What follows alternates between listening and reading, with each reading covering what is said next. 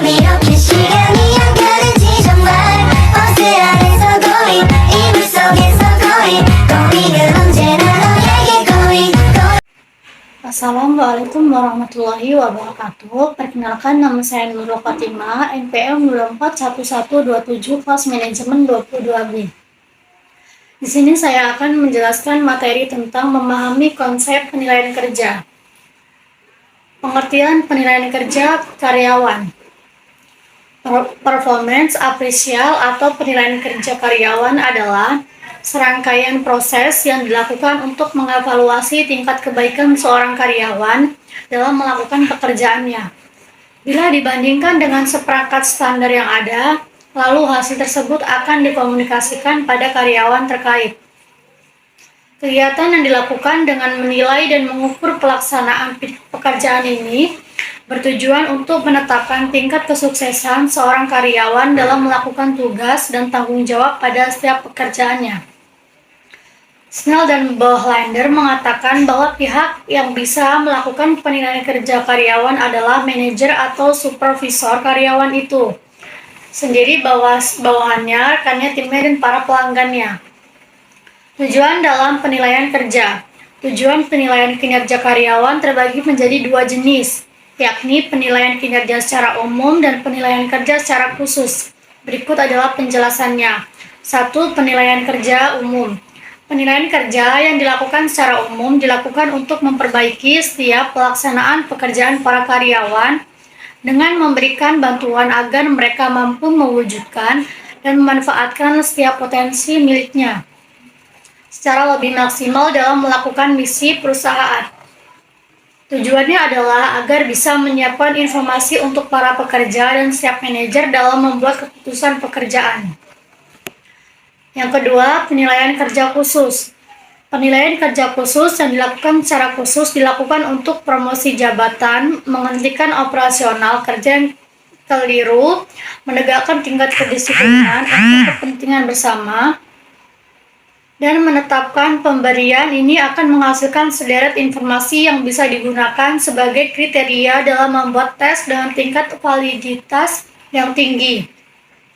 Dan bisa juga digunakan sebagai feedback untuk para karyawan dalam meningkatkan efisiensinya kinerjanya.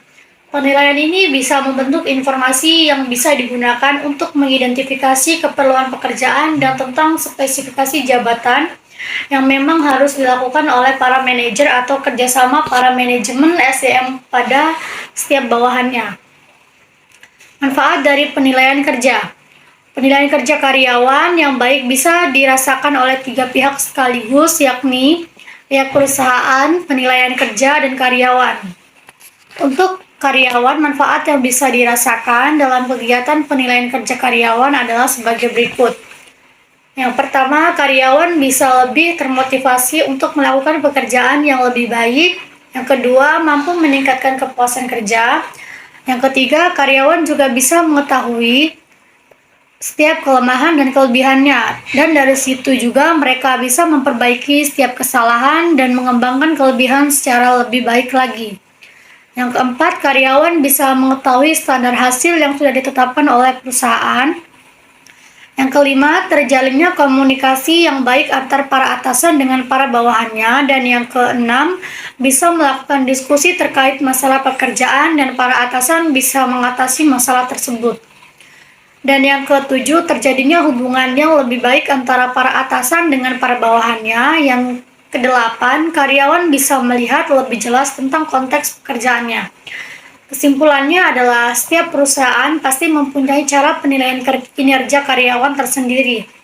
Penilaian ini bisa dilakukan tiap akhir bulan, tiap kuartal, atau tiap tahun. Dalam melakukan penilaian kerja terhadap karyawan, terhadap banyak sekali indikator yang bisa digunakan untuk mengukur performa kerja karyawan. Berbagai indikator ini tentunya bisa disesuaikan dengan target penilaian dan pencapaian yang diharapkan oleh perusahaan. Penilaian ini bisa juga digunakan untuk menentukan jabatan gaji dan lain-lain. Selain mencatat penilaian kerja karyawan, perusahaan juga harus mencatat laporan keuangannya secara tepat dan akurat.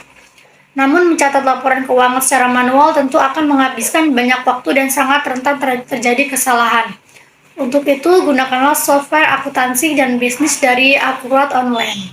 Cukup sekian materi yang saya sampaikan. Saya akhiri. Wassalamualaikum warahmatullahi wabarakatuh.